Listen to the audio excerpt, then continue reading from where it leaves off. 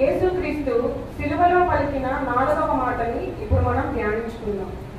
మత్తయి సువార్త 27వ అధ్యాయము 46వ వచనంలో ఇంచుమించు 3 గంటలప్పుడు యేసు ఏలీ ఏలీ లామా సబక్తాని బిగ్గరగా కేక వేసెను.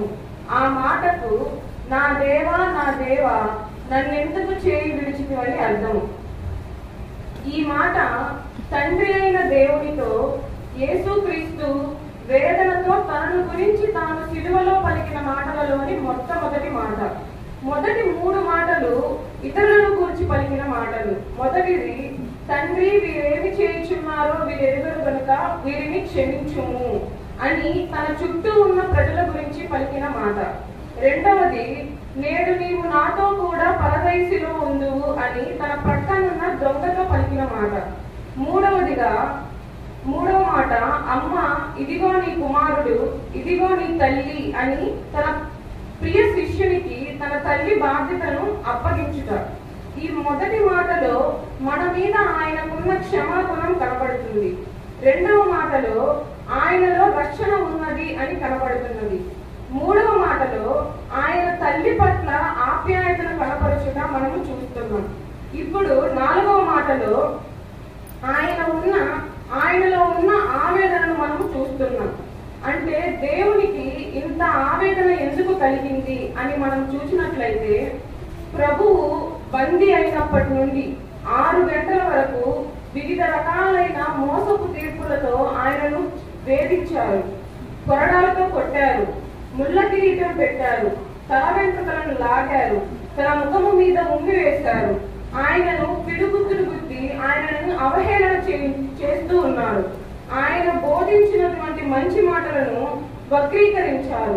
న్యాయాధిపతులు కూడా ఆయనలో ఏ తప్పు లేదు అని అన్నప్పటికీ ఆయనను ఎంతో బాధించి సిలువ వేయాలని వారితో వాదించారు. చివరకు ఆయనకు సిలువ శిక్షను ఆయన మీద మోపారు. ఉదయం 6 గంటల నుండి 9 గంటల వరకు ఆయనను కొట్టుకుంటూ గొల్గొతా కొండ వరకు తీసుకుని వచ్చారు. 9 గంటలకు సిలువ వేశారు. 9 గంటల నుండి 12 గంటల వరకు ఆయన మహావేదన పడుతూ 3 మాటలు మాట్లాడి ఉన్నాడు. ఇప్పుడు 12 గంటల నుండి 3 గంటల వరకు ఆ దేశం అంతటా మహా చీకటి కమ్మింది. ఎందువలనగా యేసు ప్రభువు పుట్టినప్పటి నుండి చనిపోయేంత వరకు ధర్మశాస్త్రంలోని ప్రవక్తలు ప్రవచించిన దేవుని కుమారుని యొక్క ప్రవచనాలన్నీ కూడా యేసు ప్రభువులో నెరవేరుతూ వచ్చాయి. కాబట్టి ఈయన దేవుని కుమారుడు అని మనము రూఢిగా నమ్మవచ్చు.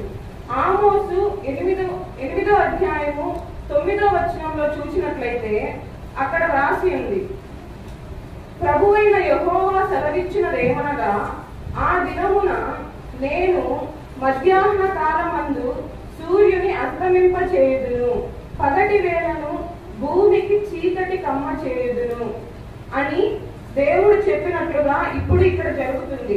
మిట్ట మధ్యాహ్నం 12 గంటల సమయంలో దేశం అంతటా చిమ్మ చీకటి కమ్మింది. ఇక్కడ ఆమోసులో తెలియజేసిన ప్రకారంగా ఇప్పుడు ఇక్కడ జరిగింది. సుమారు 3 గంటలప్పుడు యేసు బిగ్గరగా అందరికీ వినపడేలాగా కేక వేసి పలికిన మాట, దేవా నా దేవా నన్నెందుకు చేయి విడిచితివి అని.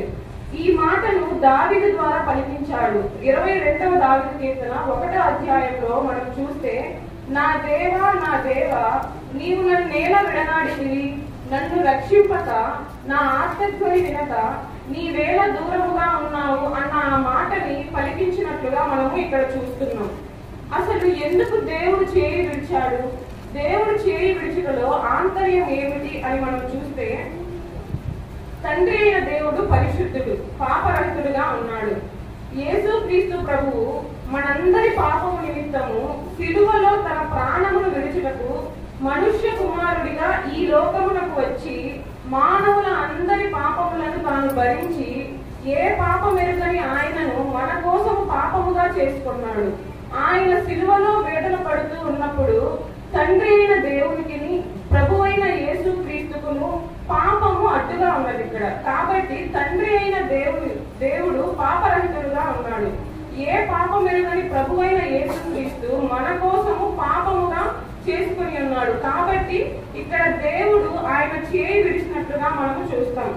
దేవుడు కుమారుని యొక్క చేయి విడవకుండానట్లయితే సిలువలో మరణించడం జరగదు. సిలువలో మరణించకపోతే లోక మానవాళి పాప పరిహారము జరగదు. కాబట్టి దేవుడు కుమారుని యొక్క చేయి విడిచినట్లుగా మనం చూస్తాం. యెషయా గ్రంథము 53వ అధ్యాయము 10వ వచనంలో మనం చూస్తే అక్కడ రాసి ఉంది. యెషయా గ్రంథము 53వ అధ్యాయము 10వ వచనంలో, అతని నలగగొట్టుటకు యెహోవాకు ఇష్టమాయెను, ఆయన అతనికి వ్యాధి కలుగజేసెను, అతడు తనకు తానే అపరాధ పరిహారార్థ బలి చేయగా అతని సంతానము చూచును, అతడు దీర్ఘాయుష్మంతుడగును, యెహోవా ఉద్దేశము అతని వలన సఫలమగును అని అక్కడ రాసి ఉంది. ఇక్కడ మనం చూసిన ప్రకారము సర్వలోక మానవాళి పాప విమోచన నిమిత్తము తన ప్రియమైన కుమారుణ్ణి బాధించడం, నలగగొట్టడం ఆయనకు ఇష్టమైనదిగా చెప్పుచున్నాడు. ఈ 4వ మాట మన రక్షణకి పునాది. ఈ 4వ మాట మన రక్షణకి పునాదిగా మనం చూడవచ్చు. అది ఎలా అంటే, దేవుడు కృపకి మారు పేరు. అందుకే పాపం ఎడల తనకున్న ఉగ్రతను భరించడానికి తానే ఒక వ్యక్తిని నియమించాడు. ఆయన ఉగ్రత ముందు నిలవగలిగిన వాడు, ఆయన కోపాగ్నికి ఎదురై నిలబడగలిగేవాడు ఎవరు అనంటే ఆయన కుమారుడే. అందుచేత ఆ కుమారుని మీద సిలువలో మన పాపాలన్నీ మోపబడినాయి. అందుకే తీర్పు ఆయన మీదకి వచ్చింది. మన పాపము, దాని శిక్ష కూడా యేసులో కలిశాయి. ప్రభువు ఇక్కడ దేవుని న్యాయ విధిని సంపూర్తి చేస్తున్నాడు. ఎఫెసీయులకు రాసిన పత్రిక 5వ అధ్యాయము 2వ వచనంలో మనం చూసినట్లయితే అక్కడ రాసి ఉంది, క్రీస్తు మిమ్మును ప్రేమించి పరిమళ వాసనగా ఉండుటకు మన కొరకు తనకు తాను దేవునికి అర్పణంగాను బలిగాను అప్పగించుకొనెను. ఇక్కడ చూస్తే మనకు బాగా అర్థమవుతుంది. క్రీస్తు మిమ్మును ప్రేమించి పరిమళ వాసనగా ఉండుటకు మన కొరకు తనకు తాను దేవునికి అర్పణంగాను బలిగాను అప్పగించుకొనెను అని రాసిన ప్రకారము ఈ మాట మన పాలిట శాప విముక్తి. అలాగే గలతీయులకు రాసిన పత్రిక 3వ అధ్యాయము 14వ వచనంలో మనం చూస్తే, క్రీస్తు మన కోసము శాపమై మనలను ధర్మశాస్త్రము యొక్క శాపము నుండి విమోచించెను అని రాసి ఉంది. ఇక్కడ శాపము ఏంటి అనంటే దేవుడి నుండి వేరు చేయబడాలన్నదే ఈ శాపం. అందుకే దేవుడు ఇక్కడ తన కుమారుని యొక్క చేయి విడవలసి వచ్చింది. యేసుక్రీస్తు తన తండ్రి నుండి క్షణకాలం వేరు చేయబడినట్లుగా ఈ మాట ద్వారా మనము చూస్తున్నాం. పాత నిబంధనలో చూస్తే అక్కడ శపితమైనది ప్రజలలో ఉండకుండా వెలివేయబడాలన్న విషయం మనకు కనిపిస్తుంది. శపితమైనది అంటే శాపగ్రస్తమైనది ఏదైనా కూడా ప్రజల్లో నుండి వెలివేయబడాలన్న విషయాన్ని అక్కడ మనము ఆ పాత నిబంధనలో చూడవచ్చు.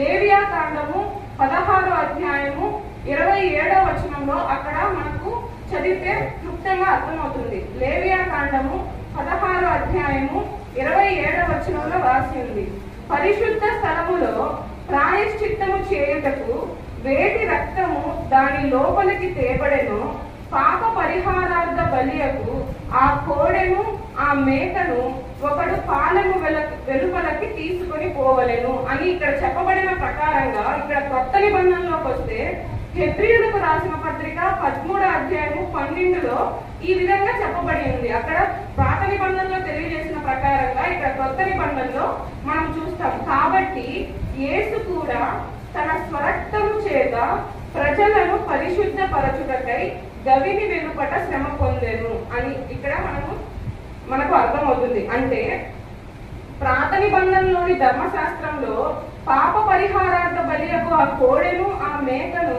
పాలెము వెలుపలకి తీసుకుని పోవలను అని చెప్పిన ప్రకారంగా ఇక్కడ లోక మానవాళి పాప విమోచన కొరకు యేసు కూడా తన స్వరక్తము చేత ప్రజలను పరిశుద్ధ పరచుటకై గవిని వెలుపట శ్రమ పొందాడు. ఈ విధంగా ఇక్కడ మనకు తెలియజేయబడింది. అలాగే యోహాను సువార్త 3వ అధ్యాయము 14వ వచనంలో చూస్తే యేసు ప్రభువు తనని తాను సర్పంతో పోల్చుకున్నాడు. ఇది అందరికీ ఒక వింతైన సంగతి. ఇక్కడ యోహాను సువార్త 3వ అధ్యాయము 14వ వచనంలో అక్కడ మనం చదివితే, అరణ్యములో మోషే సర్పమును ఎలాగ ఎత్తెనో అలాగే విశ్వసించు ప్రతి వాడును నశింపక ఆయన ద్వారా నిత్య జీవము పొందునట్లు మనుష్య కుమారుడు ఎత్తబడవలెను అని అక్కడ వ్రాసి ఉంది. ఇప్పుడు మన మాటల్లో ఇది తేటగా అర్థమవుతుంది. ఇక్కడ సర్పం అంటే శాపానికి గుర్తు. దాన్ని మోషే అందరికీ కనపడేలా ఎత్తి పట్టి ఉంచాడు. అంటే దీని గురించి సంఖ్యాకాండము 21వ అధ్యాయము 4 నుంచి 9 వరకు మనము చూస్తే అక్కడ క్లుప్తంగా తెలియజేసి ఉంది. ఇది ఏమిటి అనంటే, ఐగుప్తు నుండి ఇశ్రాయేలీయులను కానానుకు మోషే నడిపిస్తున్నప్పుడు ఆ ఇశ్రాయేలీయులు మోషే మీద, దేవుని మీద చాలా సనిగారు. దేవుడు వారికి అన్ని ఏర్పాటు చేస్తున్నప్పటికీ కూడా ఈ ఇశ్రాయేలీయులు సనుగుతూ ఉన్నారు. ఎందుకు మమ్మల్ని ఐగుప్తులో ఉంచకుండా మమ్మల్ని మీరు ఎందుకు రప్పించారు? ఈ అరణ్యంలో చచ్చిపోవడానికా? ఇక్కడ ఆహారం లేదు, నీళ్లు లేవు, చవిసారము లేని ఈ అన్నము మాకు అసహ్యంగా ఉన్నది అని అంటూ సనుగుతూ ఉన్నారు. అందుకు యెహోవా దేవుడు ఏం చేశాడంటే ఆ ప్రజలలోనికి తాపకరములైన సర్పములను పంపించాడు. విషపూరితమైన సర్పములను పంపించాడు వారి మధ్యకి. అవి ప్రజలను కలిసినప్పుడు ఇశ్రాయేలీయులలో అనేకులు చనిపోయారు. అప్పుడు అందుచేత ఆ ప్రజలు మోషే దగ్గరికి వచ్చి, మేము యెహోవాకు నీకు విరోధముగా మాట్లాడి తప్పు చేశాము. యెహోవా మా మధ్య నుండి ఈ పాపములను తొలగించేలా ఆయనను వేడుకో అని మోషేతో అన్నప్పుడు మోషే ఆ ప్రజల కోసము ప్రార్థన చేశాడు. ప్రార్థన చేసినప్పుడు యెహోవా మోషేతో ఇలా అన్నాడు, నీవు ఇత్తడి సర్పమును చేయించి స్తంభం మీద పెట్టు. పాము కరిచిన వారు ఎవరైనా సరే ఆ రూపాన్ని చూసినప్పుడు వాళ్ళు బ్రతుకుతారు అని చెప్పిన ప్రకారంగా మోషే ఒక ఇత్తడి సర్పాన్ని చేయించి స్తంభం మీద పెట్టి దానిని అందరికీ కనపడేలాగా ఎత్తిపట్టి ఉంచాడు. ఇక్కడ మనం చూసిన ప్రకారంగా అదే విధంగా పాపములో చనిపోయిన మనుష్యులు ఆత్మ సంబంధంగా తిరిగి బ్రతకాలంటే యేసు పైకెత్తడం జరగాలి. అది శిలువ ద్వారానే జరుగుతుంది. ఇక్కడ యేసు ప్రభువు మనుష్యుల పాపాల కోసం తాను చేసే బలికి వారు నూతన జన్మకు ఉన్న సంబంధాన్ని చూపుతున్నాడు. అందుచేత ఆయన శాపరూపుడై శిలువకి కొట్టబడి పైకెత్తబడ్డాడు. ఈ విధంగా మనము ఇక్కడ ఇప్పుడు పోలికను మనం చూసాం. కొంతసేపు దేవుడు క్రీస్తు చేయి విడిచిపెట్టాడు. దానివల్ల ఈ దేవుడు క్రీస్తు చేయి విడిచిపెట్టడం వల్ల కలిగిన దివ్య ఫలితం ఏమిటి అనంటే, మరెన్నటికి విడిచిపెట్టకుండా పాపులమైన మన చేతిని పట్టుకున్నాడు. దేవా నన్ను ఎందుకు చేయి విడిచావు అన్న ఆయన కేక వలన మనం ఇప్పుడు సంతోషంగా అనగలుగుతున్నాం. తండ్రి నిన్ను విడువను, నిన్ను ఎడబాయను అన్న నీ వాగ్దానం కొరకు స్తోత్రాలు అని ఇప్పుడు మనం సంతోషంగా అనగలుగుతున్నాం. మనం తండ్రితో చేరడం కోసం ఆయన తండ్రి చేత విడువబడ్డాడు. ఈ కేక, ఈ 4వ మాట, ఈ కేక అనేది యుగ యుగాలు మన రక్షణకి పునాది. ఈ విధంగా మనము 4వ మాట మన రక్షణకి పునాదిగా ఇక్కడ చూసి ఉన్నాం. అలాగే ఈ 4వ మాట క్రీస్తుకి తండ్రికి ఉన్న అనుబంధాన్ని తెలియజేస్తుంది. తన జీవిత కాలంలో యేసు పలికిన మాటలను మనం మననం చేసుకుంటే యోహాను సువార్త 8వ అధ్యాయము 29వ వచనంలో నన్ను పంపినవాడు నాకు తోడై ఉన్నాడు అని అన్నాడు. నన్ను పంపినవాడు నాకు తోడై ఉన్నాడు అని అన్నాడు. ఇప్పుడైతే నా దేవా నా దేవా నన్నెందుకు చేయి విడిచితివి అని అంటున్నాడు. అప్పుడు యోహాను సువార్త 11వ అధ్యాయము 42వ వచనంలో నీవు ఎల్లప్పుడూ నా మనవి విలుచున్నావని నేను ఎరుగుదును అని అన్నాడు. ఇప్పుడైతే నా దేవా పగలు నేను మొరపెట్టుచున్నాను, అయినను నీవు నాకు ఉత్తరం ఇయ్యకున్నావు అని అంటున్నాడు. తన జీవిత కాలం అంతా ఆయన విశ్వాసం మీదే ఆధారపడి బ్రతికాడు. తాను అడిగిన ప్రతి దానిని దేవుడు దయచేశాడు. అప్పటి ఈ కేకలో, ఈ 4వ మాటలో ఆ విశ్వాసం, సంబంధం ప్రతిధ్వనిస్తుంది.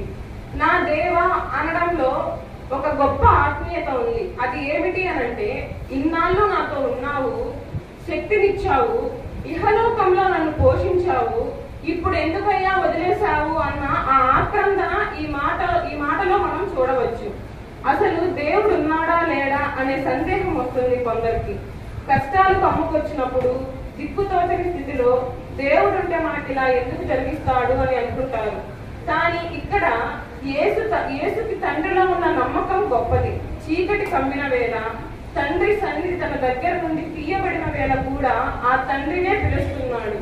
మన చుట్టూ చీకటి అలుముకున్నప్పుడు, దేవుని ముఖకాంతి మన మీద ప్రకాశించినప్పుడు ఆరాధించడం కొనసాగిస్తున్నామా అని మనం ప్రశ్నించుకుంటే, ఆయన మన చేయి విడవకుండా ఉండాలి అని అంటే మనలో పాపం ఉండకూడదు. మనము పాపమును విడిచిపెట్టి ఆయన రక్షణలోకి వస్తే ఆయన మనల్ని ఎన్నడూ విడువడు, ఎడబాయడు. ఇక్కడ శిష్యుడికి తల్లిని అప్పగించిన సమయానికి మిట్ట మధ్యాహ్నం అయ్యింది. చీకటి కమ్మింది. అప్పటి నుండి 3 గంటల వరకు కటిక చీకటి. సైనికులు కాగడాలు వెలిగించుకున్నారేమో. దాదాపు 3 గంటలు యేసుక్రీస్తు నోట నుండి మాట లేదు. ఈ 3 గంటల కాలం ఏం చేస్తున్నాడు, ఆయన మనసులో ఆలోచనలు ఎలా ఉన్నాయి అని మనం ఒకసారి చూస్తే, తండ్రితో ఆ 33.5 సంవత్సరాలు తాను అనుభవించిన మానసిక సంబంధం తెగిపోయింది. ఒక ఉదాహరణకు చూస్తే, ఎలక్ట్రిసిటీ ప్రవహిస్తున్న ఒక వైరుని మనం తీసుకుంటే, ఆ ఎలక్ట్రిసిటీ ప్రవహిస్తున్న వైరుని 2 ముక్కలుగా కట్ చేస్తే ఇంకా 2వ భాగంలో ఆ ఎలక్ట్రిసిటీ అనేది ప్రవహించదు, ఉండదు, అందులో శక్తి ఉంటుంది. ఇంకా ఆ విధంగా అయ్యున్నాడు ఇప్పుడు ప్రభువు. తల్లి గర్భంలో నుండి బయటపడ్డ పిల్లవాడు ఏడుస్తాడు. ఎందుకంటే అప్పటిదాకా తల్లి శరీరంలో ప్రత్యేకంగా పోషించబడుతూ సౌఖ్యంగా ఉన్నవాడు ఒక్కసారి బయట ప్రపంచంలో పడి తల్లి దేహానికి వేరైపోతే అది ఆ బిడ్డకి ఒక కొత్త అనుభూతిగా ఉంటుంది.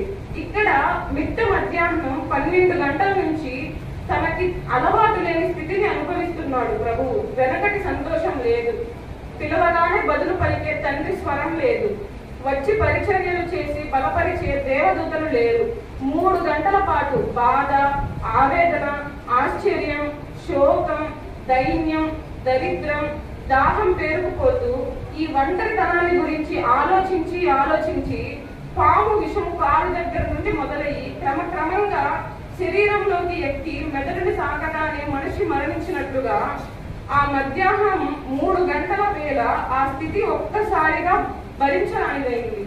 3 గంటల శోకాన్ని ఆ ఒక్క గావు కేకలో ఇచ్చాడు. నా దేవా నా దేవా నన్నెందుకు విడిచితివి అని అన్నాడు.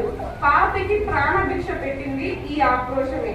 నా దేవా నన్నెందుకు విడిచితివి అన్న ఈ కేక గురించి, ఈ కేక వెనుక ఉన్న శ్రమని గురించి మనం అర్థం చేసుకుంటే యేసు మనల్ని ఎంత ప్రేమిస్తున్నాడో అర్థమవుతుంది.